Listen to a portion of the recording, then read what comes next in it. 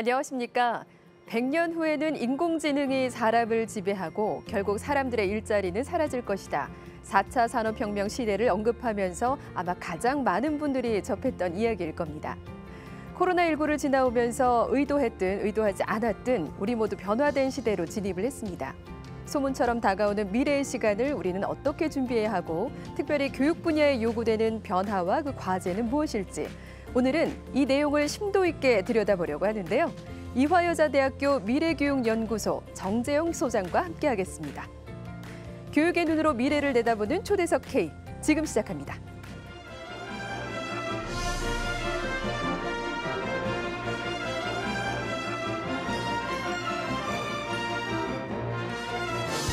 네, 안녕하세요, 교수님. 네, 안녕하세요. 자리해 주셔서 고맙습니다. 네. 교수님의 타이틀이 굉장히 많으셔서 보니까 이제 교육학자이시면서도 또 행정가라고도 하실 수 있으실 것 같고 또 미래학자라고도 또 저희가 또 지칭을 할 수 있을 것 같은데 교수님의 정체성을 뭐 한마디로 좀 얘기해 주실 수 있다면 어떤 모습으로 또 얘기해 주실 수 있으실까요? 사실 저도 고민하고 있는 부분인데요. 여러 가지 이제 고민들을 많이 하고 연구도 하다 보니까 다양한 활동도 하게 되고요. 한마디로 표현하는 게 쉽진 않지만 미래 환경 변화에 대응해서 새로운 교육 체제를 만드는 연구자. 연구자. 네, 정도가 좋지 않을까 싶습니다. 네. 어떤 게 가장 마음에 드세요? 연구자라고 하셨지만. 연구자로서 새로운 교육 체제를 만드는 것도 너무 좋고요. 또 하나는 이제 어떻게 보면 교수가 선생님 역할이니까 또 새로운 우리 그 미래 세대 주역들한테 미래 교육의 개념을 또 익히고 또 새로운 역할을 할 수 있도록 이런 그 선생님의 역할, 우리 대학에서 또 학생들이 꿈도 많고 또 졸업 후에 다양한 역할들을 하고 있기 때문에 그런 선생님의 역할도 정말 좋습니다. 선생님의 역할을 또 하고 계시잖아요. 또 이화여자대학교에서 계시는데 미래교육연구소에 계시죠. 이곳이 어떤 곳인가요? 미래교육연구소라는 거는 이제 2020년에 저희가 개소를 했는데요. 그 전에 제가 연구하던 부분은 위기 학생들, 또 학교 폭력 이런 연구들을 많이 했었습니다. 그런 연구를 하면서 제가 많이 느꼈던 점이 이런 위기의 학생들이 자꾸 이렇게 늘어나는 요즘도 학교 폭력이 이제 이슈 중에 하나인데요. 이런 위기 학생이 자꾸 늘어나는 이유 중에 하나가 학교가 나에게 꼭 필요한 것을 제공해 주는 곳이 아닌 것 같다. 모든 아이들을 위해서 교육적인 어떤 경험을 제공해 주는 곳이어야 되는데 그런 부분이 좀 부족한 것 같다라는 느낌을 갖고 미래교육연구소가 하는 핵심적인 내용은 이런 학교가 저는 크게 두 가지 역할이 이제 필요하다고 보는데 학생 한 명 한 명이 교육적으로 이렇게 성장할 수 있도록 도와주는 곳, 그리고 두 번째는 청소년기의 대부분의 시간을 학교에서 보내는데 정말 편안하고 행복한 시간을 보낼 수 있는 곳, 이런 두 가지의 목적을 좀 달성할 수 있으면 얼마나 좋을까. 너무 좋겠죠. 그런 생각에서 미래교육연구소를 이제 만들었고요. 지금은 교육부의 정책중점연구소로 지정받아서 교육부가 그 만들고 있는 미래교육 정책들을 함께 지원하는 연구를 하고 있습니다. 네, 상당히 많은 역할을 하십니다. 근데 단순히 이제 디지털 쪽으로만 이제 무언가를 연구하고 계시지 않을까라는 생각을 했는데 생각하고 계신 이 관념 같은 것들이 사상이 굉장히 정말 존경스러운 선생님 같다라는 생각이 좀 드는데요. 특별히 저 교수님을 또 오늘 모셨기 때문에 저희가 이제 궁금하던 이제 질문들이 좀 있습니다. 챗 GPT 그리고 빅데이터 연구에 그 많은 이제 연구에 이제 힘을 쓰셨는데 국내 최초의 이제 챗봇 교육서 챗 GPT 교육 혁명도 발간을 좀 해주셨어요. 좀 소개를 좀 해주시죠. 저는 작년 11월에 챗 GPT가 등장을 해서 써보면서 상당히 충격을 받았습니다. 챗 GPT가 그 이전에 있었던 인공지능과는 완전히 다른 측면이 생성형 인공지능이라는 특징이 있는데요. 기존의 인공지능이 데이터를 분석하고 예측하고 정확한 판단을 하는 이런 보조적 역할을 많이 했었는데 챗 GPT를 포함해서 생성형 인공지능은 정말 인간들만 만들 수 있다고 생각했던 이런 창조적인 역할을 해내는 거예요. 그중에서 챗 GPT는 글을 써내는데 정말 창의적으로 글을 잘 써냅니다. 그리고 우리가 궁금한 내용에 대해서 지식적인 측면에서도 상당히 많이 가르쳐 줄 수가 있고요. 창의적인 면은 어느 정도 수준으로 창의적인 것으로 본다면 제일 잘하는 것 중에 하나가 이제 소설, 희곡, 시나리오 이런 글쓰기는 굉장히 잘하는데 이 챗GPT의 제일 큰 한계가 정확성이거든요. 근데 아직까지 지식 측면에서 정확성이 네. 뭐 90%니 95%니 한 정도로 일부 틀리는 게 있습니다. 이런 틀리는 걸 인공지능의 할루시네이션이라고 표현하는데 오류가 있어요. 네. 근데 챗GPT는 그 오류를 상당히 줄였다는 게 이제 특징인데 진행자께서 말씀해 주신 대로 이렇게 창의적인 부분에서의 소설이나 글쓰기는 굉장히 잘합니다. 왜냐면 거기 틀려도 되잖아요. 네, 거기는 약간 허구가 들어있어도 되니까 그런 영역에서는 너무 잘합니다. 그리고 챗GPT뿐만 아니라 생성형 인공지능은 이제 디자인을 해주는 것도 있고 또 코딩도 하고 오디오, 비디오도 만들어주거든요. 이런 것들이 요즘 결합되고 있으니까 정말 이런 영역에 있던 분들은 충격도 받으시고 계시고 또 어떻게 보면은 비서로서 이런 도구로 활용하는 측면도 강한데 제가 느끼는 건 어떻게 하면 도구로 잘 활용해서 인간의 역량을 더 높일 수 있을까 이런 측면을 고민을 많이 하고 있고요. 그래서 아까 해주신 질문에 답을 못했는데 그래서 챗GPT가 등장하고 교육적으로 예를 들어서 교사들이 어떻게 보면 요즘에도 언론에 많이 나오는데 학원 강사 유명하신 분들은 밑에 도와주시는 분들이 굉장히 많아요. 그렇죠. 문제도 만들어주고 강의 자료도 만들어주고 하니까 엄청난 이 인기 있는 강의를 하시게 되는데 선생님들은 다들 혼자 하셔야 되잖아요. 보조교사가 없으시죠. 없죠. 근데 이 챗GPT나 인공지능이 보조교사 역할을 해줄 수가 있습니다.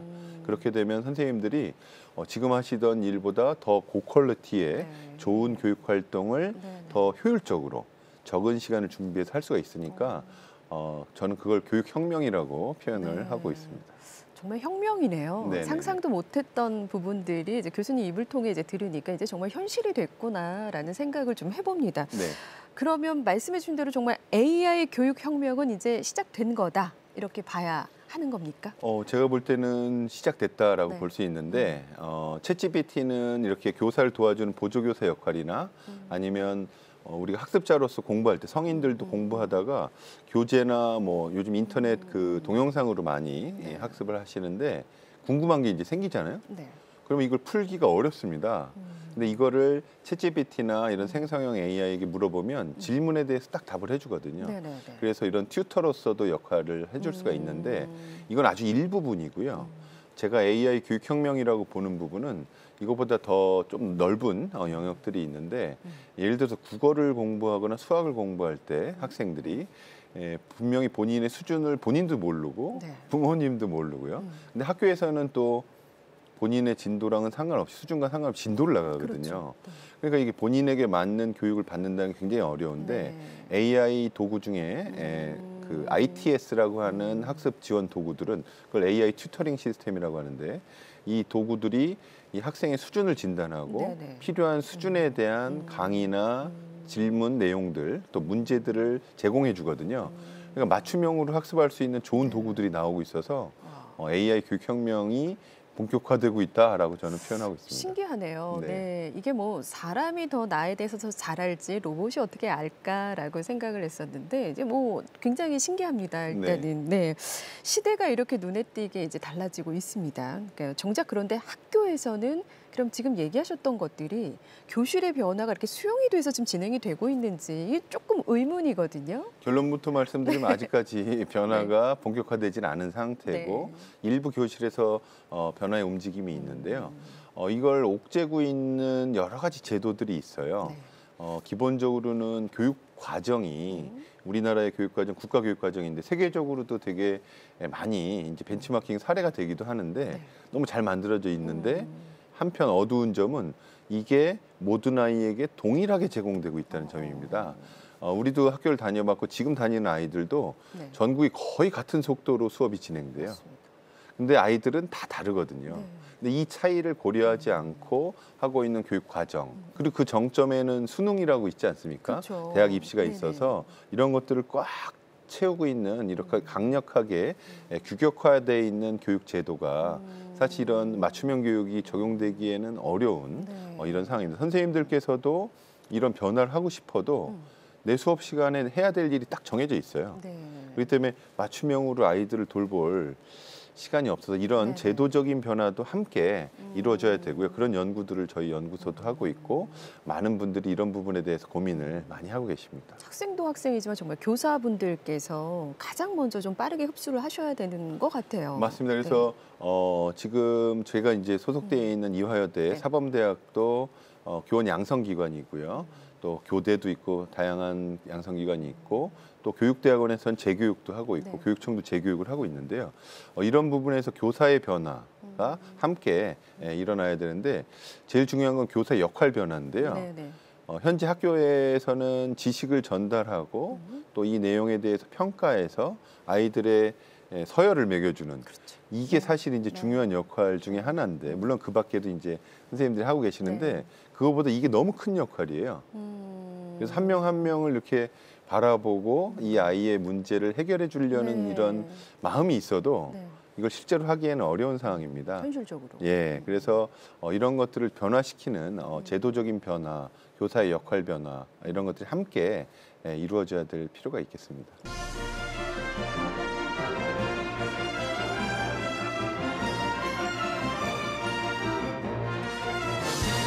오늘은 교수님하고 이제 미래 교육에 대한 이야기를 많이 좀 나눠볼 텐데요.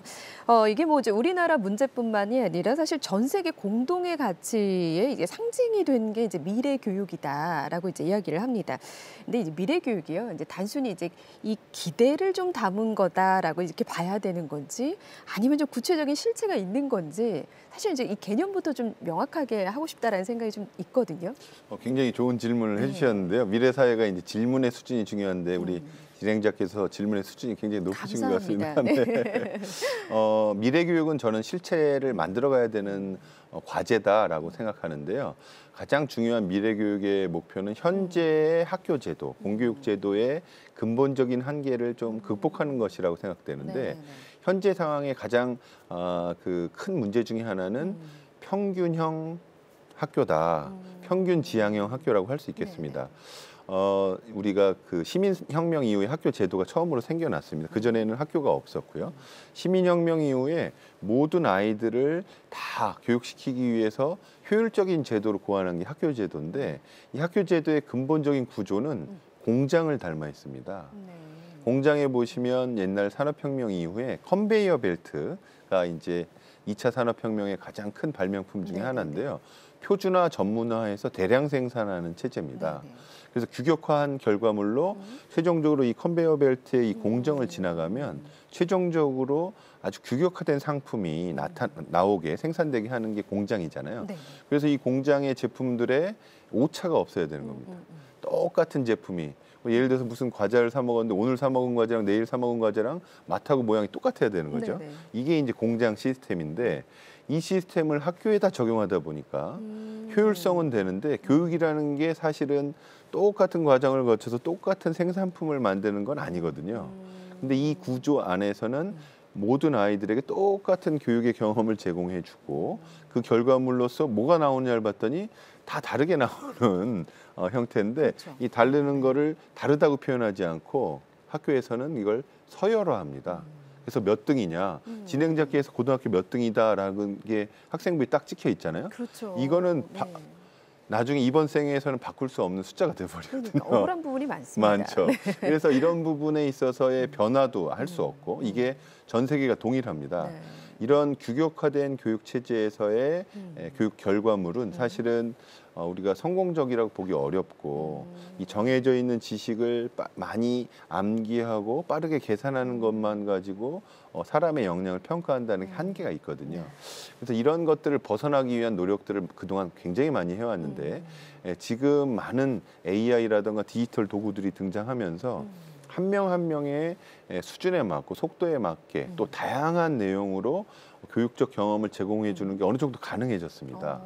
그래서 이런 한 명 한 명의 학생들이 정말 네. 보석처럼 네. 반짝반짝하게 빛나도록 하는 것, 아이들의 소질과 적성에 따라서 네. 정말 개별화된 교육 경험을 해주고 또 교육의 결과로서 본인이 원하는 진로에 가깝도록 해주는 것, 이게 저는 미래 교육이다라고 생각하고 그렇게 교육 활동을 하게 되면 학생들도 학교에서 행복함을 느낄 수 있지 않을까. 디지털 리터러시라는 말이 이제 계속해서 또 화두가 되고 있습니다. 디지털에 대한 이해 없이는 뭐 앞으로 좀 어렵지 않겠냐라는 생각인데 어떻게 생각하십니까? 우리가 오래전부터 우리 그 교육, 학습에 있어서 가장 기초적인 역량을 여러 가지로 이제 구분했는데 그동안의 학교 교육에서 기본이다라고 표현하는 걸 우리가 3Rs라고 표현을 했는데요. 읽고 쓰고 세막입니다.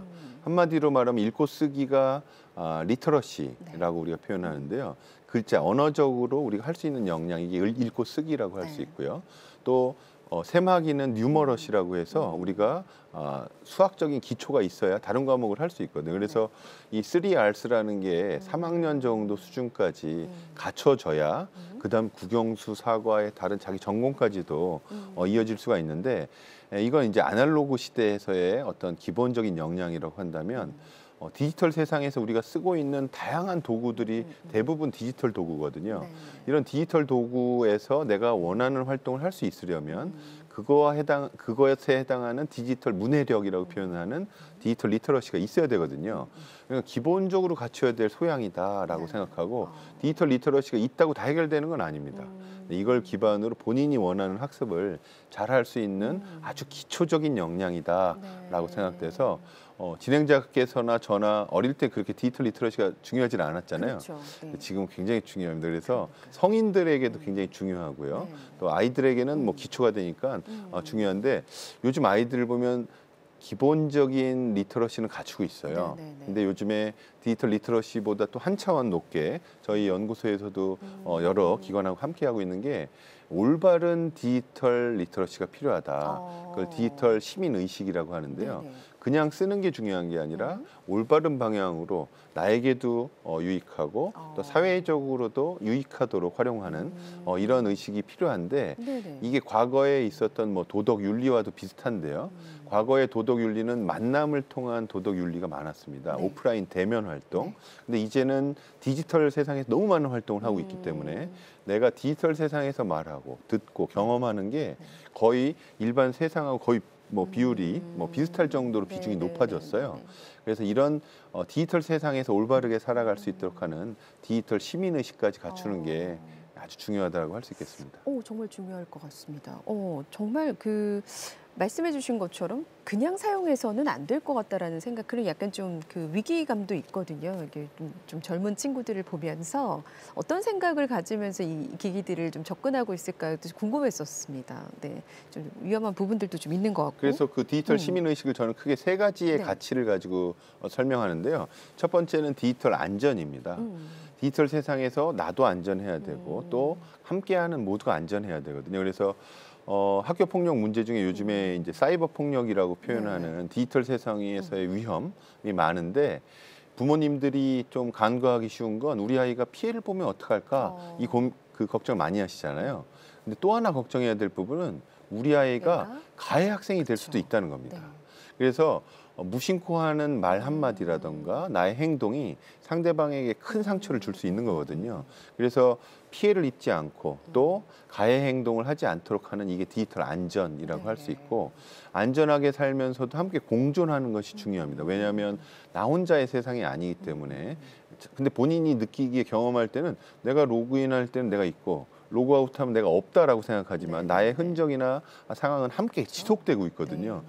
그래서 함께 공존하는 게 굉장히 중요하고 그럼으로써 본인의 참여라든가 사회적으로서의 어떤 영향력 이런 것들도 굉장히 중요합니다. 그래서 오프라인에서의 영향력이 또 있고 디지털 세상의 영향력이 또 따로 있거든요. 그래서 디지털 세상에서 굉장히 주도적인 역할을 하는 이런 젊은 친구들도 많고 뭐 연세 드신 분들도 있는데 네, 이런 인플루언서가 될 가능성도 높기 때문에 사회적 영향에 대해서도 이런 세 가지 영역에서 올바른 디지털 리터러시, 디지털 시민의식이 필요하다고 생각이 됩니다. 그러면 뭐 지금부터 이렇게 교육이 좀 많이 좀 활성화됐으면 좋겠다라는 생각이 맞습니다. 그런 마음을 담아서 저도 이제 교육 프로그램도 만들고 네. 있고 또 교구도 많이 만들고 있는데요. 저뿐만 아니라 이제 이런 디지털 세상에서의 이런 활동이라든가 시민 의식에 대해서는 이제는 교육 과정에서도 학교 교육 과정에서도 다뤄야 될 중요한 내용이 되고 있다라고 생각이 됩니다. 그래서 기존에 우리가 도덕 윤리 교과가 있는데요. 이 윤리 교과에서 다루던 게 뭐 기억이 나시는지 모르겠지만 옛날 사상가도 배우고 철학도 배우고 윤리를 많이 배우는데 이것도 굉장히 중요하거든요. 인간이 살아왔던 어떤 역사적인 흐름을 이해하는 게 굉장히 중요한데 여기에 또 하나의 현재의 삶으로 본다면 오프라인 세상의 윤리도 있지만 온라인 세상에서의 디지털 윤리도 상당히 중요하다라고 생각이 듭니다. 네. 교과에 언젠가는 그렇게 좀 실려서 또 나올 빨리 수도 이제 이 있겠죠. 방송을 보시면 담당자들께서 바로 좀 반영해 주시면 좋을 것 같아요. 네, 좋습니다. 자, 그런가 하면 챗 GPT에 대한 이야기를 오늘 또 교수님 모셨으니까 좀 중점적으로 해보도록 하겠습니다. 이게 상용화된 지는 얼마 안 된 것 같지만 굉장히 파급력이 크다라는 생각이 좀 들거든요. 지금 좀 많이들 좀 알고 계시지만 우선 챗 GPT가 뭔지 오늘 시청자 여러분들께 좀 설명을 좀 해주십시오. 네, 챗 GPT의 개념을 아주 간단하게 말씀드리면 GPT라는 거대한 언어 모델이 인공지능이 있는데요. 이건 우리가 영화나 이런 소설 속에서 많이 봤던 거대한 인공지능입니다. 네, 그냥 컴퓨터인데 역량이 뛰어난 언어 모델인데 이 GPT에다가 챗봇을 붙인 거예요. 챗봇은 아시겠지만 우리가 질문하면 답이 나오는 이런 우리 도구를 챗봇이라고 표현하는데 거대한 인공지능이 있기 전에 챗봇들은 여기에 정해져 있는 문제와 답에 대해서만 답을 해주고 많이 경험해 보셨겠지만 시청자분들도 챗봇을 뭐 은행이라던가 보험, 뭐 여행사 이런 데 챗봇을 많이 하는데 질문을 하면 일반적인 거는 설명을 해주는데 홈페이지에 있는 내용은 다 설명이 되는데 나에 대한 건 설명을 잘 못 해줘요. 나는 어떻게 되느냐 그러면 담당자 연락처를 전화를 해보라 하는데 그 이유가 정해져 있는 질문과 답변 세트에서만 답이 나오거든요. 거길 벗어나면 답을 못합니다. 그런데 이 거대 인공지능 언어 모델인 GPT에 연결된 챗봇은 모든 걸 거의 모든 걸 답을 해줘요. 근데 이제 아까 초반에도 말씀드렸지만 이 챗GPT의 최대 문제점 중에 하나는 정확성이 아직까지는 90% 내외 정도라고 할 수 있겠습니다. 그래서 완전히 정확한 건 답을 못 얻을 수도 있기 때문에 사용자가 유의를 해야 되지만 그럼에도 불구하고 대부분을 정확하게 대답을 해주기 때문에 지금 뭐 비교해 본다면 100만 사용자를 달성하는데 서비스 개시한 후에 며칠 만에 이거를 달성했느냐가 다른 뭐 서비스들도 비교를 하는데 챗GPT는 5일 만에 100만 사용자를 달성했고 지금은 1억 명 이상이 매일 접속해서 쓰고 있다고 할 정도니까 대단한 인기를 얻고 있다라고 할 수 있고 한 번도 안 써보신 분이 있으면 빨리 한번 써보시면 그 느낌을 아시리라고 생각이 됩니다. 그렇죠. 이제 뭐 누구나 이제 사용하는 그날이 이제 곧 올 텐데요. 이 챗 GPT를 이제 누구나 잘 활용을 할 수는 있을 것 같아요. 말씀해주신 것처럼 대부분은 이제 답변을 해주니까. 그런데 이제 얘기해주신 것처럼 질적으로 높은 수준의 뭔가 정보를 얻기 위해서는 어렵다. 그러면 우리가 질문을 좀 잘해야 되지 않을까라는 생각도 좀 드는데요. 정확하십니다. 거대한 바다에서 우리가 뭔가를 끄집어낸다라고 이해하시면 될 것 같은데 얘가 할 수 있는 챗GPT의 역량은 굉장히 광범위하고 다양합니다. 그런데 질문이나 명령의 수준에 따라서 그거에 맞춘 답을 확률적으로 만들어내는 서비스예요. 그래서 기존에 있던 어떤 내용을 가지고 바로 그걸 전달해 주는 것이 아니라 이 질문의 내용의 답을 생성해서 만들어 준다라고 할 수 있겠습니다. 그래서 경험해 보시면 동일한 질문에 대해서도 답은 다 다르게 매번 다른 답이 나오게 돼 있어요. 그래서 이걸 쓰기 위해서는 질문의 수준이 높아야 되고 또 답에 대한 정확성을 판단할 수 있어야 되기 때문에 말씀해 주신 대로 한 분야의 전문성을 어느 정도 갖고 있느냐에 따라서 활용의 정도 수준이 달라진다라고 할 수 있겠습니다. 상담 봇과 이렇게 함께 할 때도 질문을 많이 고민하게 되거든요. 그래야 원하는 답변이 나올 것만 같아서. 근데 이게 폭넓게 봤을 때도 사실 그럴 거라는 생각이 좀 들더라고요. 그래서 사실은 이제 두 가지의 우려 중에 하나가 첫 번째는 교육 영역이고 두 번째 정치 영역인데요. 교육 영역에서의 가장 큰 우려는 아까 말씀해 주신 대로 수준에 따라서 처음 어떤 분야를 공부하는 사람한테는 적합하지 않습니다. 왜냐하면 본인이 학습하는 내용에 대한 이 결과물이 질문에 대한 답이 맞는 건지 틀린 건지 모르기 때문에 그걸 가지고 학습을 하는 건 상당히 위험할 수 있어요. 이거를 교육학적으로 오개념의 형성이라고 표현을 하고요. 또 한 영역이 우리 정치 영역인데 네. 가장 대표적인 정치 영역의 문제는 얘가 학습한 데이터가 인간의 데이터거든요. 네네. 인간이 만들었던 이 데이터를 가지고 학습을 했는데 정치 영역이 가장 극단적으로 말도 안 되는 편파적인 정보들이 들어있어요. 네. 그래서 얘가 답해주는 게 약간 편파적일 가능성이 제일 높은 영역이 네. 정치 영역입니다. 그래서 이 두 영역의 활용에 있어서는 상당한 유의가 좀 필요하다라고 할 수 있겠습니다. 네, 알겠습니다. 이게 지금 교육 현장에서는 지금 말씀해 주셔서 유의가 필요하다고 했지만 교육 현장에서는 그럼 어떻습니까? 지금 교육부에서 챗GPT와 같은 생성형 인공지능을 어떻게 잘 활용할까에 대한 가이드라인 연구를 저희 연구소가 하고 있어서 제일 유의할 사항은 연령 제한이 첫 번째 있는데요. 네. 원래 챗GPT도 그렇고 요즘 최근에 구글에서 나온 바드도 그렇고요. 이런 생성형 인공지능이 사용자 연령 제한을 하고 있습니다. 그 이유가 어느 정도 연령 이전에 쓰는 것은 정확성 판단에 있어서 상당히 위험하다라는 것 때문에 영향력이 크기 때문에 챗GPT의 경우 13세 이상만 쓰도록 되어 있어서 우리나라에서도 초등학생들이 사용하는 거는 조금 제한하려고 지금 하고 있고요.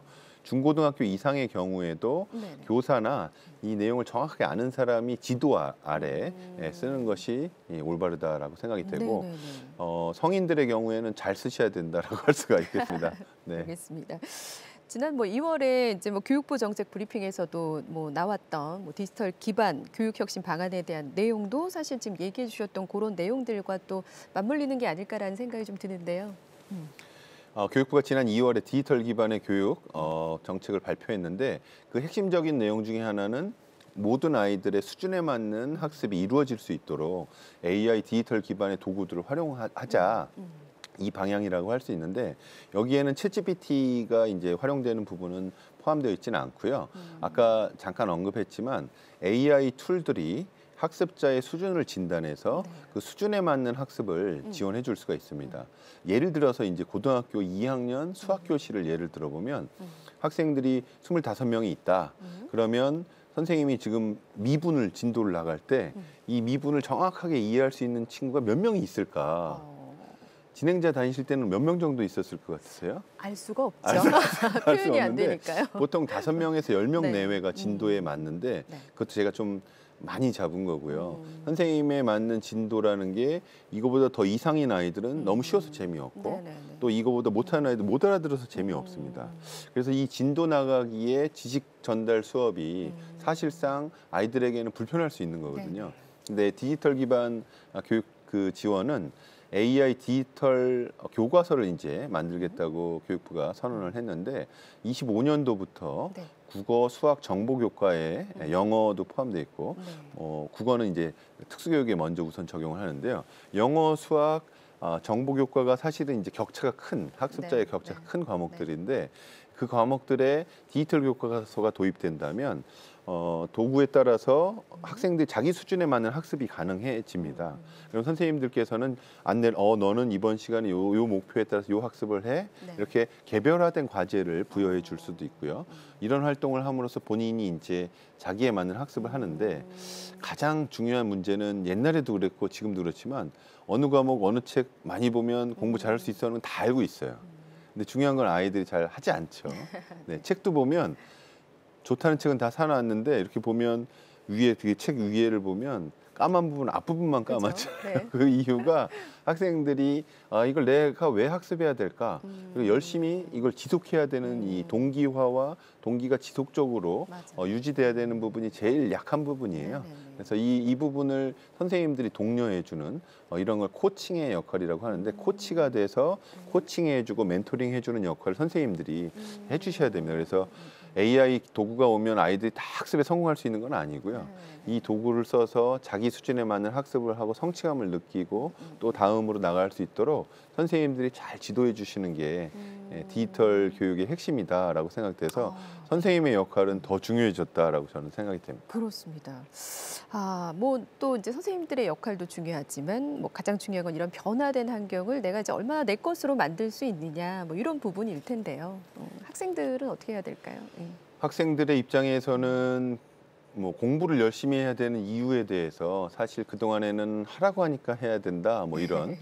아니면 뭐 잘하면 뭐 나중에 어떤 일이 있다 뭐 이런 것들이 있었는데 중요한 거는 본인의 진로를 정하는 게 제일 중요한 것 같아요. 그래서 나의 진로가 정해졌을 때 이 진로에 도달하기 위해서는 내가 준비해야 될 게 있다. 네네. 사실 의사가 되고 싶으면 의사가 되기 위한 어떤 자질과 역량을 갖춰야 되는 거고요. 교수가 되고 싶다 그러면 교수가 되기 위한 전문성과 교수 역량을 갖추고 연구 역량도 갖춰야 되는 거잖아요. 그래서 이런 것들 본인의 진로를 좀 탐색하고 정한 다음에 그 진로에 맞는 기본적인 역량을 어떻게 갖춰 나갈까 그런 것들에 대한 생각이 있다면 지금 내가 어떤 걸 준비해야 되겠다는 것과 연결이 되거든요. 그럼 내가 지금 왜 수학을 공부하고 있는가? 내가 역사는 왜 공부하고 있는가에 대한 의미를 알 것 같아요. 네. 그래서 그런 것들이 가장 중요한 부분이다. 내가 중학교, 고등학교를 다니니까 국영수, 사과 다 해야 돼? 이런 것이 아니라 정말 나의 삶과 이 학습이 어떤 의미로 연결될까 이런 걸 고민하는 게 사실 부모님들과 선생님이 해주셔야 될 중요한 역할인 것 같아요. 그래서 한 명 한 명의 아이들이 나의 꿈과 나의 진로를 좀 생각하고 나의 소질을 좀 보고 현재의 수준, 역량을 진단하고 네. 그 꿈을 향해서 본인을 본인을 위한 학습, 본인을 위한 경험, 본인을 위한 독서를 하는 게 제일 좋지 않을까 이런 생각이 좀 듭니다. 이렇게 항상 좋은 말씀 이화여자대학교에서 많이 하십니까? 우리 학생들한테는 많이 하고 있고요. 우리 학생들도 본인들의 꿈을 위해서 네. 열심히 노력을 하는 모습이 너무 좋고 그게 선생님의 보람인 것 같아요. 네. 오늘 정말 잘 나오셨습니다. 그래서 이제 많은 분들께 더 좋은 이야기들을 전달할 수 있는 시간인데요.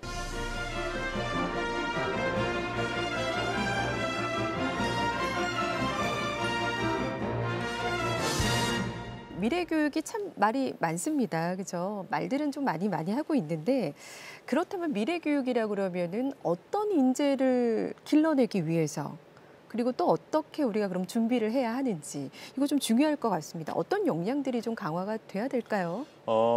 미래 역량 중에 요즘에 뭐 지식 교육이 필요하냐 논란에 이제 빠졌습니다. 사실 챗GPT는 모든 걸 다 알고 있다. 네. 그럼 사람은 인간은 뭘 공부해야 될까? 네. 뭐 이런 얘기를 많이 하는데 네. 저는 그럼에도 불구하고 이런 지식의 총화가 있더라도 그건 언제나 있어 왔어요. 백과사전에 보면은 그 시기에 지식들에 대해서 다 나와 있고요. 인터넷에 있는 백과사전에도 있지만 중요한 건 이걸 활용하는 사람의 기본 역량입니다. 그래서 가장 중요하다고 제가 생각하는 건 자기가 하고 싶은 일과 관련된 전문 지식이 꼭 필요하다고 저는 생각이 됩니다. 그래서 예를 들어서 어떤 영역에서 내가 어떤 역할을 하고 싶다라고 한다면 그 영역에 필요한 전문 지식을 갖추는 게 중요한데요. 근데 지식 교육이 필요 없다는 말이 또 일면 맞는 부분은 세세한 정보, 예를 들면 역사 공부를 할 때 우리가 갑신정변은 몇 년에 일어났죠? 하면은 얼마 탁 1884년입니다 하는 이 지식은 이제는 필요 없을 수 있는 거죠. 그렇지만 갑신정변의 역사적 의미와 현대사적인 의미를 이해하고 파악하고 있어야 이런 질문을 할 수 있는 거거든요. 몇 년도에 일어났는지를 완전히 암기할 수도 있지만 이거는 금방 확인하면 우리가 연도는 확인할 수가 있어요. 그래서 세세한 이런 지식 정보 수준에서의 낱낱의 정보는 굳이 암기하지 않아도 되지만 이런 역사적 사실과 관계 의미에 대해서 우리가 이해해야 되거든요. 그래서 본인이 어떤 분야에서 전문성을 발휘할지에 대해서 고민이 있다면 그 부분과 연결된 전문성을 갖춰나가기 위한 지식 이게 제일 중요하다고 생각되고 이 지식을 기르는데 가장 좋은 건 바로 독서와 학습입니다. 그래서 관련된 책을 읽고 학습을 하는 것인데 여기에서 우리가 가장 간과하기 쉬운 건 많은 부모님들과 학습자들이 책을 읽으면 내 것이 된다라고 생각하는데 절대 그렇지가 않은 게 책을 읽으면 결과가 어떠냐면 다 잊어버립니다. 그게 인간의 특징이거든요. 인간은 망각의 동물이기 때문에 이 언어적인 학습에 대해서는 금방 잊어버리게 돼 있어요. 그래서 독서와 관련해서 가장 중요한 건 독서 후 활동입니다. 독서 후에 그 내용에 대해서 본인이 생각하고 또 본인의 경험과 밀접하게 관련성 있는 부분들을 연결짓고 이런 걸 우리가 전이라고 표현하는데요. 그래서 본인이 갖고 있는 지식과 이 독서에 있는 책에 있는 내용과 연결 지점을 찾는 게 중요하고 그게 독서 후에 생각하는 것 그리고 써보는 것 그리고 그걸 활용해서 토론해보고 적용해보는 이런 활동을 통해서 전문성을 기르는 게 제일 중요하다. 네. 그리고 많은 경험을 통해서 이런 것과 결합돼야 된다라고 보는데 저는 그걸 노잉과 두잉의 결합이라고 표현을 하는데요. 네. 우리가 학습에서 알고 있는 것과 내가 말하고 행동을 통해서 두잉, 네. 활동하는 것이 결합될 때 네. 완전한 학습이 이루어지는 거거든요. 그래서 수업에서도 학교 수업에서도 노잉의 활동, 지식을 이해하고 암기하는 활동과 이걸 적용해보는 활동이 결합돼야 네. 이게 체화된 지식으로 학습이 제대로 됩니다. 그래서 부모님들의 경우에도 책만 읽으라고 시키시면 안 되고요. 책을 읽고 함께 토론해보고 네네. 본인의 생각을 표현해보도록 하는 게 굉장히 중요하고 학교 활동에 있어서도 수학 내용을 이제 선생님의 내용을 듣고만 있어서 학습이 안 되잖아요. 본인이 풀어보고 적용해보는 활동. 그래서 요즘에 사교육비가 올해 발표된 걸로 보면 26조로 제일 높다고 하는데 대학에서 이렇게 보면 대학 입학하는 친구들의 역량이 막 그렇게 높아진 것 같지 않아요. 그래서 그 이유 중에 하나가 학원이나 이런 인터넷 강의를 들으면서 학습하는 건 좋은데 네. 그걸 본인의 것으로 만드는 활동은 줄어든 것 같아요. 그래서 이 내용들에 대해서 본인의 것으로 만드는 활동, 네. 그거는 두잉입니다. 보는 것만으로는 학습이 안 되고 네. 수학을 강사가 푸는 것만 본다고 수학을 이해할 수 있는 건 아니거든요. 그래서 본인의 두잉, 활동이 굉장히 중요하다라고 말씀드리고 싶습니다. 그래서 노잉과 두잉이 결합되는 역량, 이게 미래 인재의 역량인데요. 이 두잉과 관련해서 그래서 중요한 게 융합할 수 있는 역량이 이제 앞으로 중요해집니다. 그래서 국어에서 배운 거, 역사에서 배운 거, 수학에서 배운 걸 종합해서 본인의 것으로 만드는 이걸 창의성이라고도 표현할 수가 있고요. 이런 것들을 혼자만 하는 것이 아니라 옆에 있는 동료와 함께 할 수 있는 협업 능력, 이런 것도 굉장히 중요하다라고 할 수 있고, 사랑하는 마음, 그럼요. 인간성, 이런 인성이 사실 굉장히 더 중요한 역량 중에 하나다라고 생각합니다. 이런 지식을 중심으로 활동을 통해서 필요로 하는 역량들, 네. 이런 걸 갖춰나갈 때 미래 인재가 될 수 있다라고 생각이 듭니다. 네. 이제 앞으로는 읽고 쓰기뿐만 아니라 듣고 말하기의 역량도 굉장히 중요해졌습니다. 기존의 평가는 지필고사기 때문에 읽고 쓰고 세마기만 평가를 했었어요. 근데 이제는 AI가 등장하면서 말하는 것, 듣는 것, 그다음에 그 밖에도 이렇게 표현하는 여러 가지들을 비언어적 표현까지도 평가가 가능해졌습니다. 네. 그래서 이런 도구들을 활용한다면 앞으로는 해야 될 게 더 많아지긴 했는데요. 그래서 아까 말씀하신 질문하는 역량도 표현하는 겁니다. 네네. 쓰기와 말하기에 해당되는 거고요. 그래서 이해하는 부분의 입력 부분, 그래서 읽고 듣는 것 또 굉장히 중요하고 또 본인에 의해서 표현하는 네네. 쓰기와 말하기가 이제 굉장히 중요한데 쓰기의 경우에는 뭐 챗GPT의 도움을 받아서 더 잘 쓸 수도 있게 되는 역량들이 지금 도구들이 많이 나오고 있는데 말하기의 경우에는 네네. 사실 그게 도구가 쉽지는 않죠. 물론 뭐 오디오나 비디오를 만들어주기도 하지만 사실 인간 세상에서 서로 만나서 대면하는 경우도 많고 또 디지털 세상에서도 표현을 많이 하는데 그래서 이런 네 가지 의사소통 역량이 훨씬 중요하고 그 도구로서의 디지털 리터러시가 바로 이 의사소통을 도와주는 수단적 역할을 하니까 그것도 의사소통을 돕는 역할을 한다라고 할 수 있겠습니다. 그래서 우리 아이들이 이제 읽고 쓴 다음에 듣고 말하는 토론 이런 것도 독서 토론. 네, 네. 이게 상당히 중요하다라고 할 수 있겠습니다. 네, 알겠습니다. 그러면 이제 말씀해주신 대로 이런 역량들을 갖춘 인재들 뭐 나오는 거 좋습니다. 근데 수능에 좀 영향을 미치지 않을까요? 수능을 포함해서 이제 대학 입시에 상당히 영향을 미치고 학교에서의 평가에도 영향을 미치게 될 것 같습니다. 왜냐하면 기존에 아까 말씀드린 대로 읽고 쓰기 중심의 평가가 이제 듣고 말하기까지 평가가 가능해졌어요. 네. AI 도구를 활용해서 듣고 말하는 것도 평가가 다 가능합니다. 그리고 이 내용들에 대해서 어떻게 보면은 표준화된 방식으로도 평가가 가능해졌어요. 그래서 이런 부분들이 더 강조된다면 학교에서의 평가를 본다면 중간 기말고사, 지금 기말고사 때문에 학생도 힘들고 학부모도 힘든데 네. 상시 평가로의 전환이 가능합니다. 그래서 학교 활동 전반에 대해서 여태까지 수업 중에 하는 다양한 활동들, 지금은 수행 평가라고 이제 표현하는데 수행 평가도 거의 일종의 지필고사로 보고 있거든요. 그렇죠. 수행한 결과를 작성해서 그걸 가지고 평가를 많이 하고 있는데 이제는 정말 수행하는 과정도 평가가 가능하고요. 뭐 이런 부분으로의 전환이 가능한데 그리고 그게 모아지면 대입도 완전히 바뀌리라고 생각됩니다. 그래서 지금은 수능이 거의 인생을 걸고 시험을 하루 보는 거 아니겠습니까? 근데 이런 방식의 평가가 이제는 여러 가지 뭐 공정성, 객관성, 신뢰성 때문에 이루어졌다면 굳이 오지선다형 문제로 하루 동안 전과목 시험 봐가지고 평가하는 이런 방식이 아니더라도 다양한 평가가 가능해졌기 때문에 오지선다형의 방식의 평가는 많이 줄어들 것으로 예상이 되고 그 대신에 서술형 평가라던가 오히려 이렇게 토론형 평가도 충분히 가능해졌다.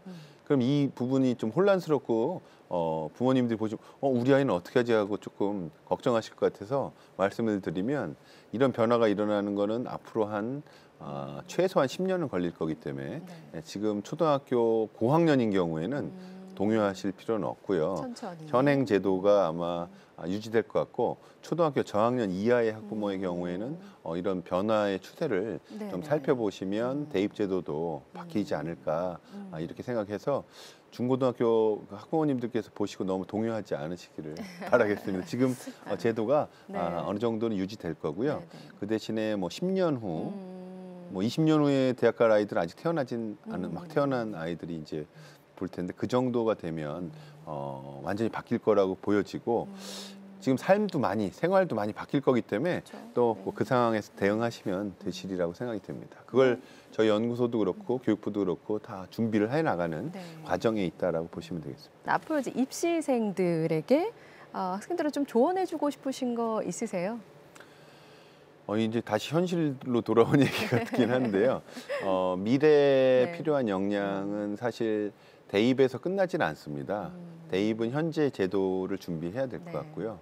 뭐 그거는 어느 수험생이나 학부모님들도 지금 미래를 걱정할 틈이 없어요.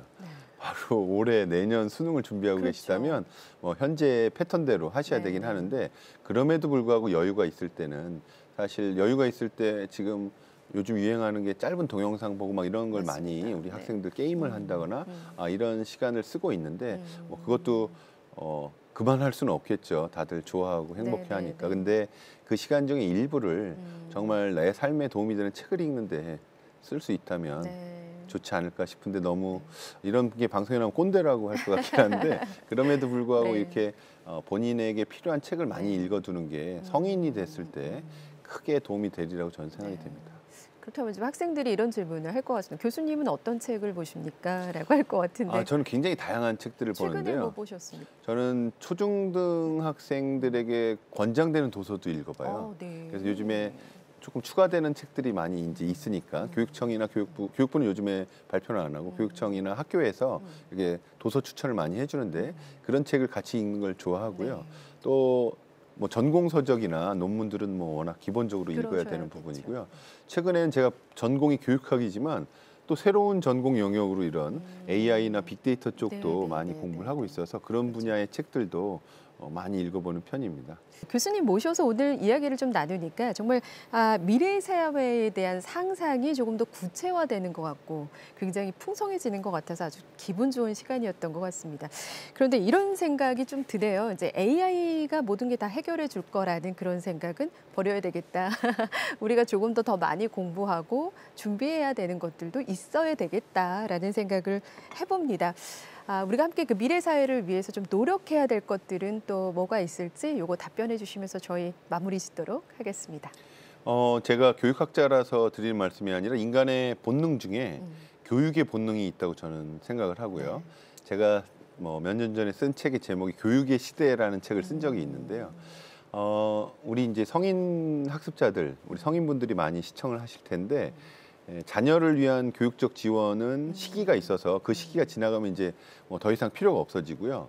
본인의 삶을 위해서는 본인의 학습자로서의 삶이 중요합니다.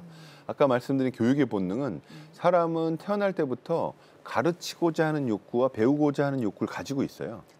근데 어느 부분에서는 이런 것들이 다 욕구들이 제한되고 있는데 정말 배우고 싶었던 것들이 있으실 거고 또 어떤 거는 가르쳐주고 싶은 것들도 많이 있으실 거예요. 그래서 우리가 생애가 지금 길어지고 있습니다. 수명이 연장되고 퇴직 전후에도 굉장히 많은 시간들의 여유가 생기고 특히 퇴직 후에는 많은 시간이 남거든요. 본인의 삶을 행복하게 살기 위해서는 저는 제일 중요한 선택이 교육이라고 생각하고요.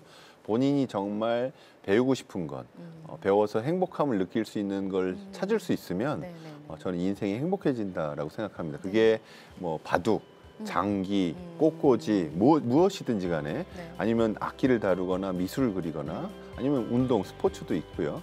그래서 본인이 배우고 싶은 것을 잘 골라보고 그것의 일주일의 상당 부분을 고정적으로 배울 수 있다면 참 인생이 행복해진다라고 저는 생각해요. 그래서 누구나 그런 게 있을 수 있고요. 그런 걸 잘 찾아보시는 노력. 그래서 혹시 자녀가 있으신 분들은 자녀에게 쏟았던 교육적 관심을 본인을 위한 교육적 관심으로 돌려보는 노력, 시간을 쓰시기를 권해드리면서 제 말씀을 마치겠습니다. 자기 개발이 중요한 거죠. 네. 네, 오늘 좋은 말씀 고맙습니다. 나와주셔서 고맙습니다. 고맙습니다. 오늘 초대석 K는 미래 사회를 이끌어가는 변화의 중심, 그리고 그에 맞는 역량을 키우는 교육에 대해 이화여자대학교 미래교육연구소 정재용 소장과 함께했습니다. 미래 사회는 현재까지 사용해왔던 경로가 아닌 아주 새로운 길을 요구하고 있습니다. 그 길을 준비하는 방법은 또다시 교육에서 찾아야 한다는 결론에 이르게 되는데요. 배우면서 함께 열어가는 새로운 시대, 바로 우리 모두가 주인이 돼야 되겠습니다. 초대석 K, 지금까지 저는 김미선이었습니다. 함께해 주신 여러분 고맙습니다.